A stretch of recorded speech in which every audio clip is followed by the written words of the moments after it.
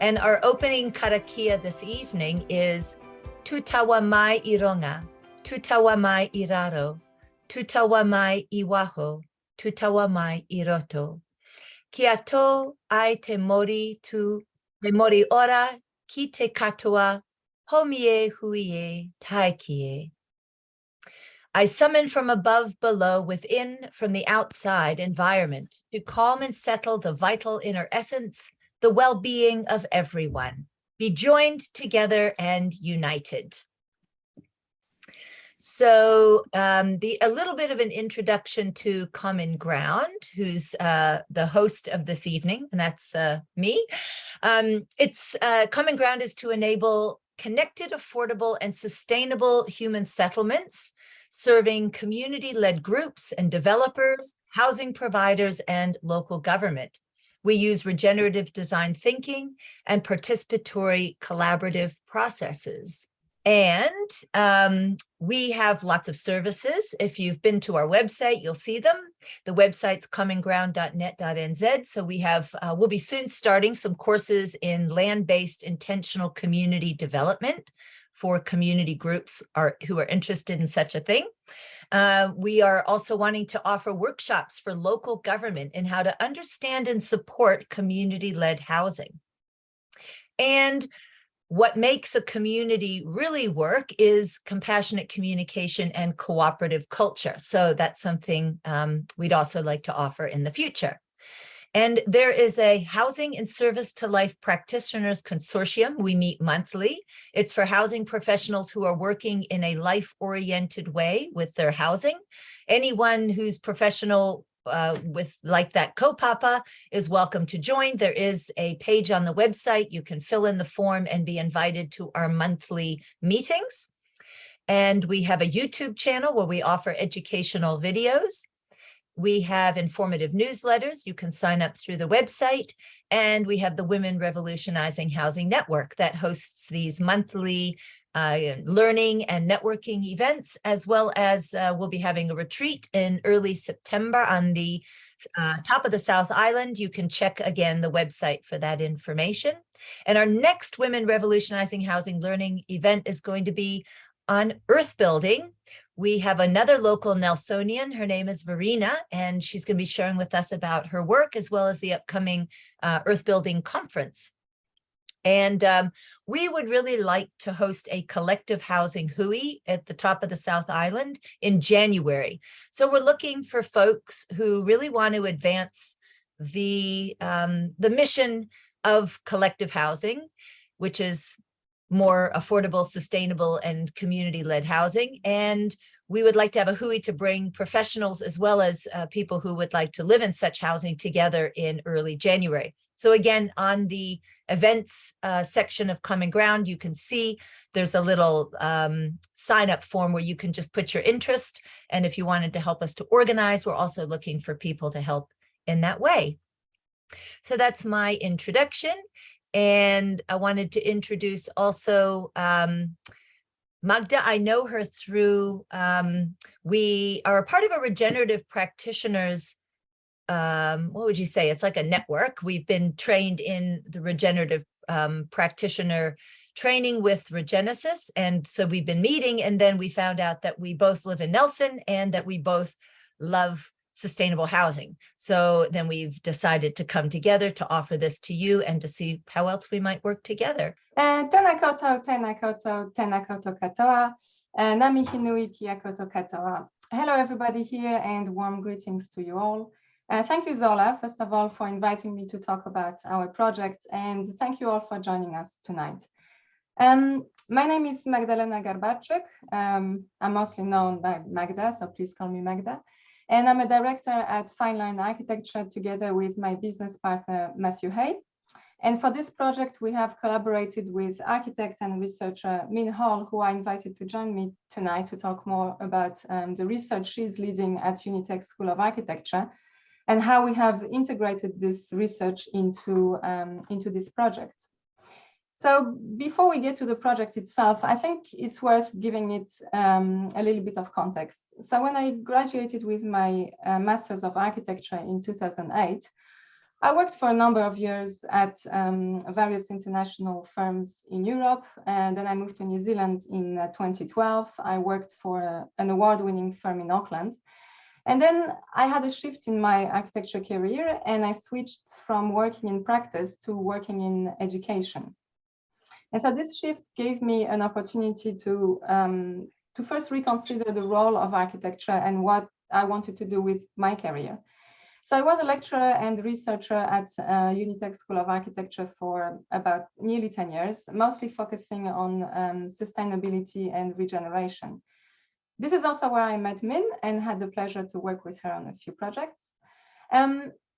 What I want to say about education is that being in academia is really a privilege, and it's a privilege that allowed me to build an informed awareness of the really complicated role of architecture in the context of the climate crisis, but also to better understand the interconnectedness between social, economic, cultural, and environmental perspectives.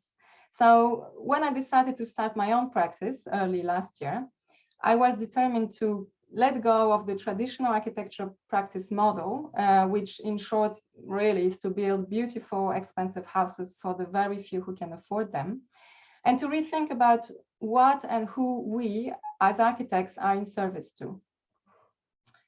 So very quickly, a lot of questions started to arise around the idea of how to practice in a way that is responsive to the climate emergency. Some of those questions were how to practice design as an act of advocacy, how to integrate research into practice, and how do we transition towards a practice model that genuinely responds to the multi-layered crisis we face. And so we decided that instead of hopefully waiting for that dream client who would commission us to develop an affordable, low carbon, community-focused and regenerative housing project, we were going to try to initiate it ourselves and see where it leads to. So not long after that, Min and I came across this design competition organized by INDBOW and decided to collaborate and bring together those design intentions with Min's research, and in a way, use the competition deadline as a step in this transition journey for our own practice. So INDBOW is it's a global network dedicated to traditional building architecture and urbanism. And the competition they launched was focused on I don't know her. Of low carbon, no carbon, and carbon negative house designs informed by kind of the vernacular traditions of a place. So really, we felt that this competition was basically written for us and submitted the scheme we will present to you now. When Maori arrived in Aotearoa almost 1,000 years ago, they brought bio-based building traditions with them.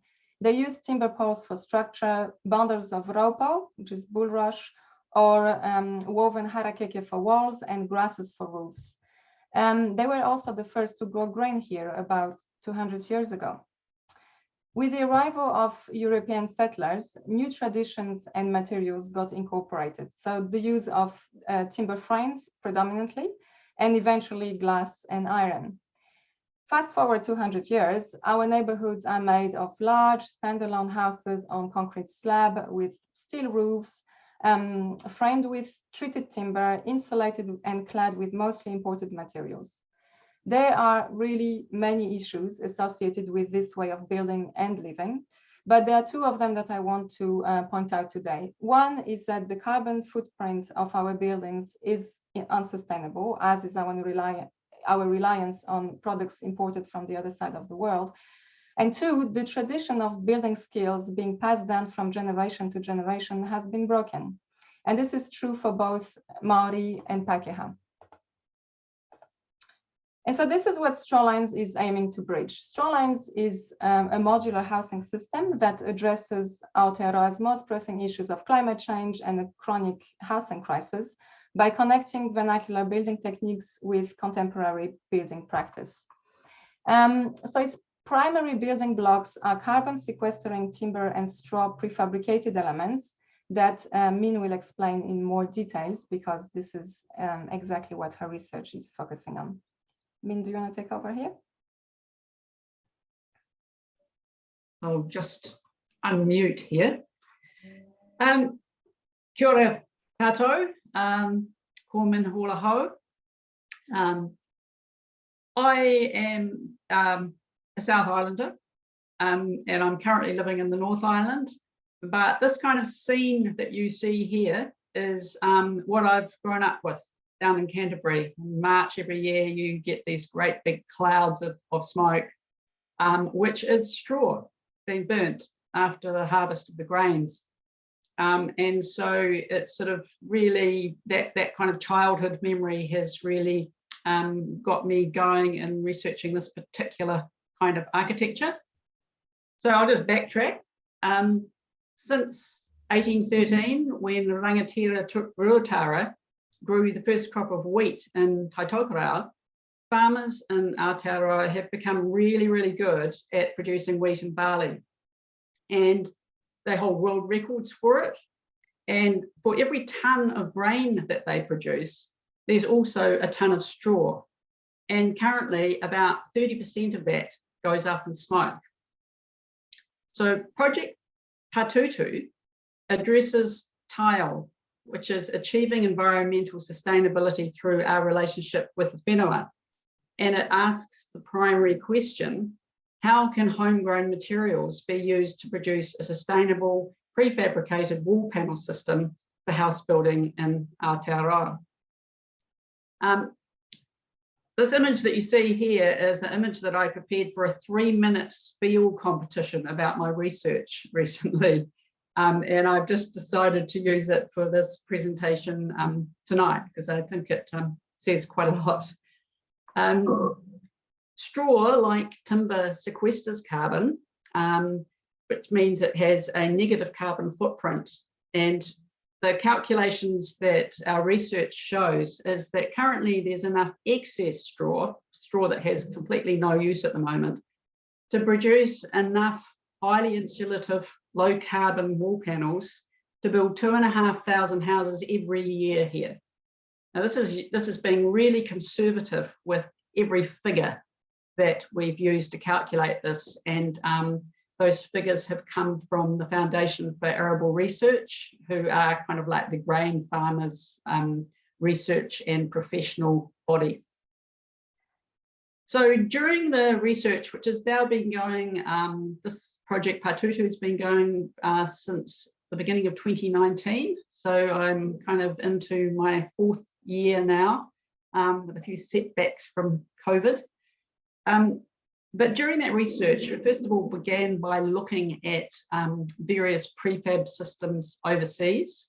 So if any of you know anything about straw bale construction overseas, you might have heard of Modcell, which is a company in the UK. And then there's EcoCocon, which is based in Lithuania, but they supply timber and straw panels all over Europe. And in fact, have recently been shipping them further afield, like to the US. So we looked at what was out there, and then we looked at what kind of panel designs might suit Aotearoa. And during that process, we made 1/3 scale prototypes of different panel designs. At 1/3 might sound like a weird size, but I discovered that you can go to garden shops and buy these little tiny straw bales that are used for growing strawberries. And they just happen to be exactly 1/3 in every dimension of a typical straw bale that you get off the paddock. So hence 1/3. We have looked at different sized panels, and we've looked at using engineered timber or just straight sawn timber. And what we've ended up with going for is sawn timber, so we're as least processing as possible. And we have looked at panel sizes that are no wider than 1,200 millimeters, which is the standard width for most sort of sheet building products that you can buy from Bunnings or whatever. And we also were very keen that we weren't going to make massive panels. Some of the overseas ones are really enormous. They're like an entire wall of a house in one hit. Because the reason for wanting the small size is that we really wanted this to be suitable for papakainga or other group housing projects, something that you could imagine with a bit of know-how and technology you could set up in a small community. And that is exactly what we did. You see the little run of images on the side. In 2019, the course that Magda and I were running at that time, Resource Matters, we had a team of 14 students, and we built a small 1/3 scale building for Build NZ, which is the biggest trade show in Aotearoa. And so we went for it for 6 weeks with the students. They were doing other courses at the same time, and we made these 7 panels, and then we ended up building this small house, which we called Straw into Gold. And you know, it really, we got a fantastic buy-in from the students, and I think that for us, this really cemented the idea that communities can build using this kind of simple technology. And so, you know, there's been a bit of a hiatus in this whole project, and what's been happening in the background is we've tried out these different kind of panel designs, and we've arrived at one particular panel, and this be it. This is now the Patutu panel, and it's had a full structural analysis on the design of a small house. And then when Magda and I and Matt saw the Infval competition challenge, it was like, hey, let's just really see how far we can push this. And we really only had a couple of weeks, which is something that we really do want to point out. Like everything that you see about this design, it's kind of like the initial concept design. And we're really happy with it, but it certainly needs some more work on it. And so this is sort of some images of the process where you get the straw, build the timber frame with the panels, compact that straw into the panels, plastering them, pre-plastering them one side, and then they can have a variety of finishes. They can have, we tend to like the idea of using clay plasters on the inside, because natural clay plasters are a wonderful moderator of humidity in the internal environments. But then on the outside, we think that probably being confined to a plaster exterior is not really something that's going to work in mainstream construction. And so what we were trying to do was to produce something that could make a big difference, not just the odd house or the odd cluster of houses out in a rural situation. It's actually wanting to sort of, we're looking for the big change in the construction industry here. So it's a big ask, but that's what we're looking at. But you know, what you see here, timber and straw, they are the gold standards of low carbon materials that we have available. And we don't have to invent a new industry for growing straw. We already have a really successful cereal grain growing industry, and this is a waste product. I think I would probably pass it back to Magda about now. Thanks, Min. I'll add just that Min actually won that 3 minutes research competition, by the way. So we currently have 1, 2, and 3 bedroom homes, and they range between 34 and 45 square meters in footprint, and between 42 and 73 square meters as a total area. So they are really small. We call them, small and smart, and they incorporate built-in furniture, mezzanines, and double height spaces to kind of create that feeling of spaciousness. And we also have created efficiency in terms of services by combining all the plumbing into a single wall. So you see there's always this, I don't know if you can see my cursor, but there's always one wall between the bathroom and the kitchen, so that all the plumbing can be kind of compacted into this one space, which accelerates construction and diminishes costs. And so those floor plans are really still under development. As Min mentioned, this is a two-week worth of design, and we imagine that they will be developed together with specific communities and around specific projects. Min touched on that. I'll just come back to this very quickly. So the materials used are almost exclusively homegrown or home manufactured, and they act as carbon banks. So the higher embodied carbon materials, such as mostly will be metal and glass, are being offset by those that sequester carbon, such as straw and timber. So imagine the houses to be really customizable, and they can be clad with a variety of materials and finishes in a way that responds to place, to availability around that place, and affordability, of course.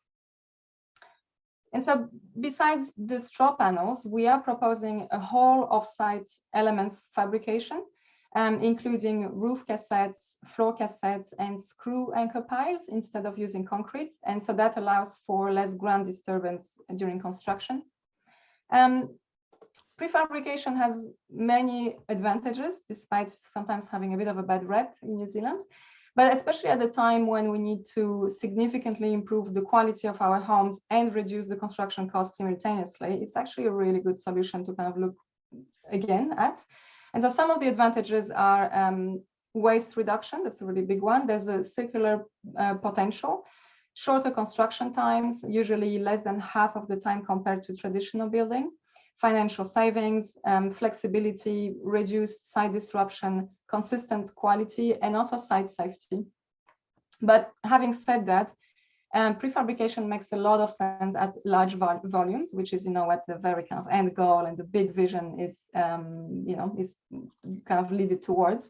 But the Strawlines design can also easily be built using conventional on-site construction methods, just like we did on a 1/3 scale together with, a group of basically unskilled labor, and us included, slightly unskilled too, with a group of students. So we imagine that, you scale that up to the full scale and to a few skilled, builders and a community group, it can actually happen as well.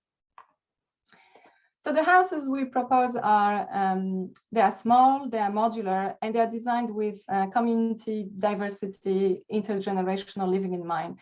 If there's one thing that I learned from my regenerative practice, is that we need to think about our designs as being part of a larger system rather than those objects in isolation. And so in following that thought, we really imagined that Strawlines would work really well in Papakainga, co-housing, and other community-led housing developments. And I'd like to add that besides proposing a low carbon alternative to our building supply and re-establishing the relationship between agriculture and construction, Strawlines also hopes to sort of inspire a stronger sense of connection between the people and the land. And that's something that we've been talking about a lot, and that we would like to integrate maybe a little bit more in the next iterations of the design. So what now? I think it's important to say that this is, again, this is a concept phase of our project, and that the floor plans, the details, the materials will keep on evolving as the project progresses. One thing to note, the project has been shortlisted for the second phase of the INBAU international competition, which is great, and so that will be taking place in the coming couple of months. And it will provide us an opportunity to continue working on some aspects of the design. But really, most importantly, we are currently having many conversations with communities, with potential industry partners and research partners, and with the intention to build a few prototypes in the region, so in Te Tau Ihu, in the top of the south. We are seeking various funding and collaboration opportunities, and really we see the evolution of this project as an open source, collaborative, long-term vision, with a long-term vision to influence our mainstream housing supply using less carbon and better, smarter designs. Min, did you want to add something to that? I think you've done pretty well, Magda. Probably we should add that even, and we've been looking for partnerships, and in the last few weeks we've become aware of a couple of small companies further south that are actually on the way to producing prefabricated panels. and a bit of a different design than what we're doing, but we're hoping that we can kind of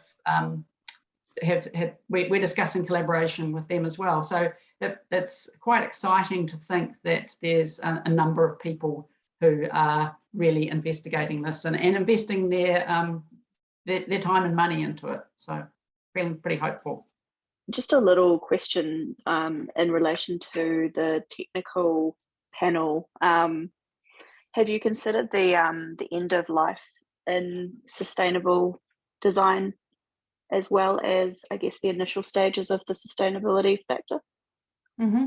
Yeah, thanks for your question, Alina. Yeah, so we are again, we are developing that aspect, and we actually thinking about designing for deconstruction in a way that when you have those panelized system, you can just take them out and use them for another project. The panels themselves, they are really durable. And in the very worst case, at the very end of life, they will be done in such a way that they can return to the ground without any contamination. Oh, thank you.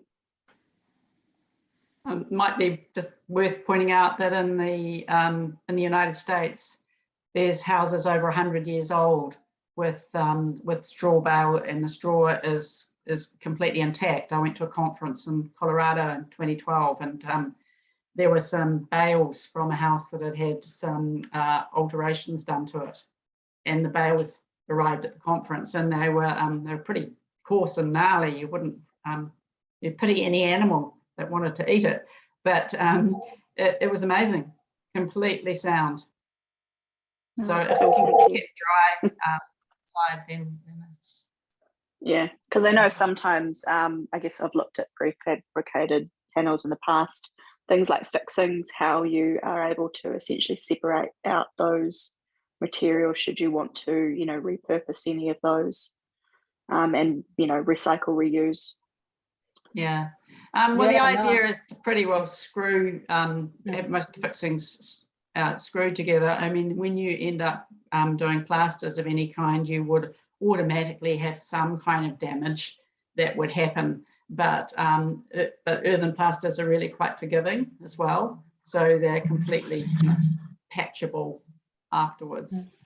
And the way the panel is built with those earth plasters is that you have 2 layers of earth plasters that are done, before off-site, and then you have the last layer that would be done on-site, and we call this one the kind of the sacrificial layer. So if you were to deconstruct, that's the layer that will get damaged. But because it's it's earth, it's actually quite easy to patch if you were to rebuild it again.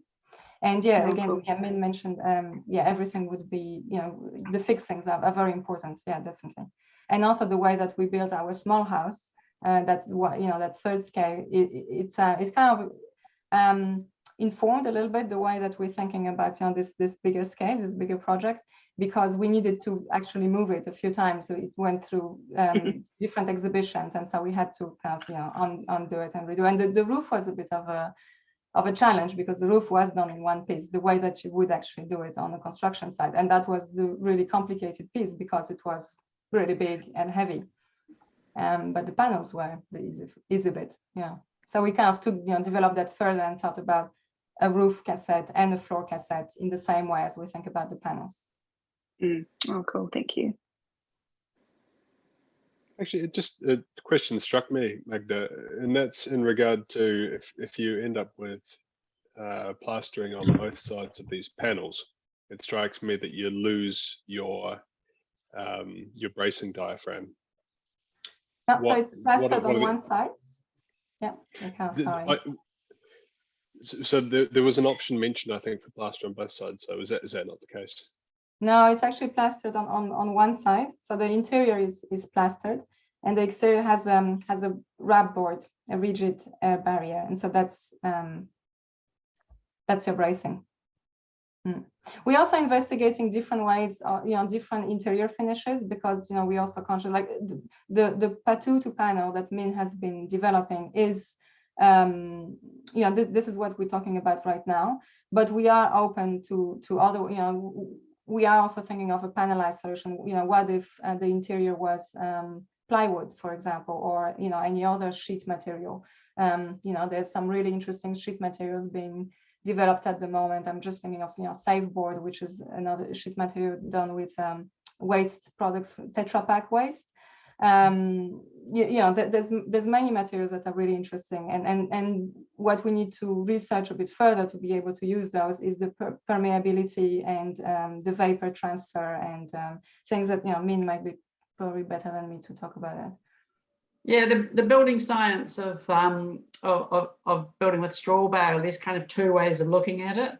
And one is a bit like a passive house system where you try and prevent moisture from getting into the walls full stop. So it requires mechanical ventilation of the house, and it usually requires using Intello building wraps that really slow the water vapor from actually entering the walls from the inside in the first place. So that's one way.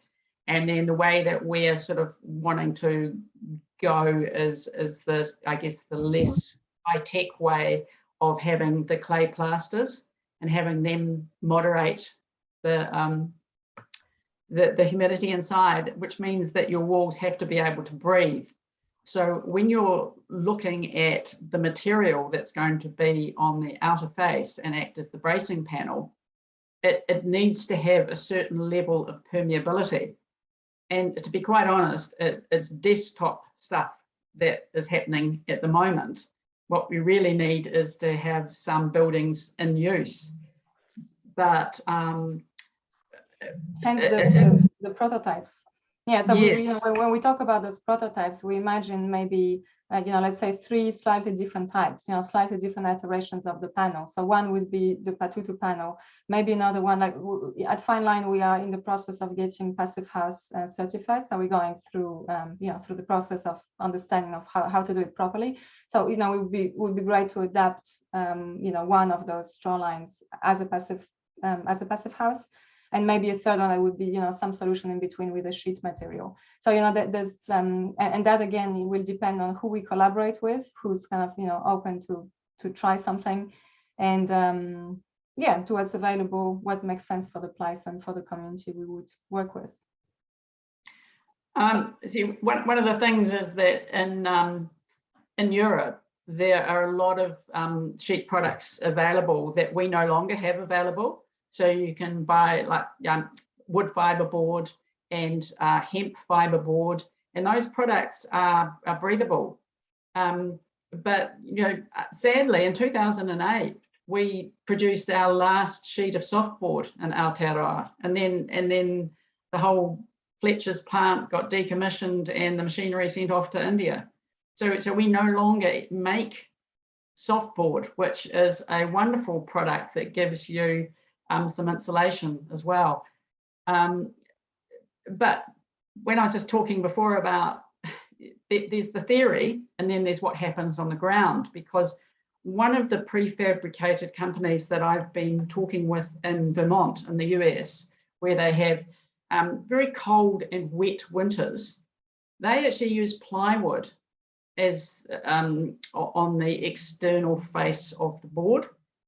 When you look at it in terms of the moisture movement, it would seem like on paper that you get some condensation on that plywood because it's only semi-permeable, or in fact it's semi-impermeable.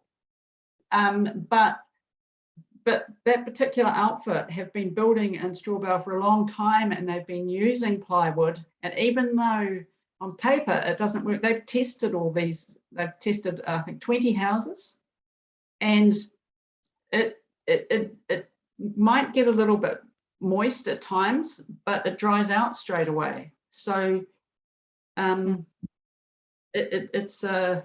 a lot to be done if you were going to build with any kind of new material where you would want to have research, ongoing post-occupancy research to find out actually how they are performing. Yeah. There's so a question I see from Karen has a question. Yeah. Kia ora koutou. This is really exciting, and thank you for doing this presentation. I'm not an expert on building it at all. My background is zero waste, so that's the sort of side I'm coming from. But very obviously totally interested in affordable housing because we need plenty of it, obviously. Well, we all need affordable housing. One you mentioned, Magda, you mentioned save board. I've got real concerns about that product because it's based on they call it recycling, but it's downcycling Tetra Paks. And I think your product is a beautiful product of natural materials and good materials, whereas Tetra Paks are horrendous material that we shouldn't actually be using in anywhere because they're mixed materials, and you can't, any mixed packaging material cannot be recovered properly. So that's, I mean, that's just my thoughts. So I just thought I'd pass that on to you. Yeah, look, the answer is easy. I actually agree with you 100%. I kind of mentioned save board because, you know, it's a material that's kind of people are talking about at the moment as a, you know, example of what other materials we could consider. But, you know, we would definitely go through an analysis of what material makes sense and, you know, what doesn't. And yeah, I agree. I think it's a really good point you're making about the fact that sometimes by using certain materials that come from the waste stream, we are not preventing that waste from happening in the first place. And that's a little bit what might happen with SafeBoard. It's a really good point. Yeah, thanks, Karen. And there's a question from Linda. Kia ora, Julie, actually. Hi, I'm Min, Julie Asma. Oh, hi, Julie. Yeah. Hi. I was just wondering about the eaves, lack of eaves there in those designs. Great question. We're talking about this all the time. Yeah, we had the eaves will probably come back in the next iteration. We were kind of looking at, you know, how can you build very small houses and a bit closer to each other and creating really interesting spaces. And so we tried to minimize the eaves, and we came up with the design of that kind of cap. So we have that steel cap that kind of descends to protect a little bit more, and you don't see that very well on those renders. That there is a little bit of, you know, there's like a mini eve. But yeah, we were talking about, you know, what makes sense for our climate and what makes sense for our changing climate, and the fact that it's gonna, you know, I mean, it's been raining so much in Nelson. I moved here, everybody was saying, you know, sunny Nelson, but maybe it's not gonna happen anymore. So definitely the eaves are gonna come back in somehow. Yeah. Great. We can just have time for, I think, one more question. I actually had one because then I wanted to move us into our networking groups. But I was quite interested to hear that you think this is a good prototype for like a collective housing group, a community housing group. What makes you say that? I think so. The one thing is the modularity of it. You know, it's quite adaptable, and I think it's not just the designs as we present. You know, the designs that we're presenting are really just one way of developing the concept. But the concept, and we would really start with the communities that we're working with.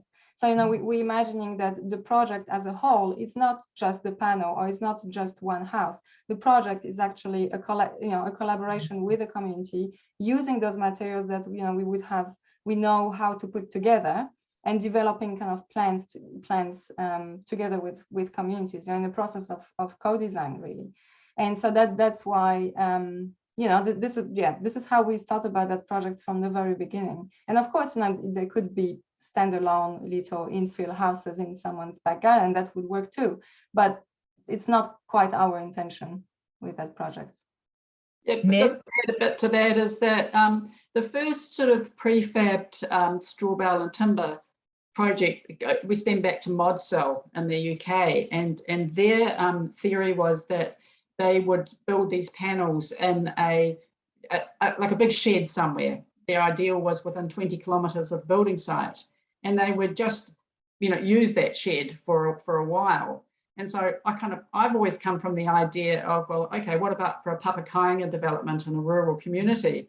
You know, everyone has the 3-bay barn. that kind of scenario. And it's just setting up with kind of regular carpentry workshop gear and building the beds sort of to do it. And that community with some skilled guidance could perhaps build these panels. And so kind of, that's been an idea that's been there all along. And then, maybe it's in a straw growing area, and maybe this rural community that's kind of lost its factory or whatever that employed people, maybe they could set up and they could be making panels. And, I kind of have those kind of visions that kind of started this project. Part of a system, the project would become part of a system. Yeah, it's in the hands of the people who will be living in them. It's really a beautiful concept of people becoming empowered in their own housing, not only the design, but the creation of it as well. And yeah, that's really great. Thank you.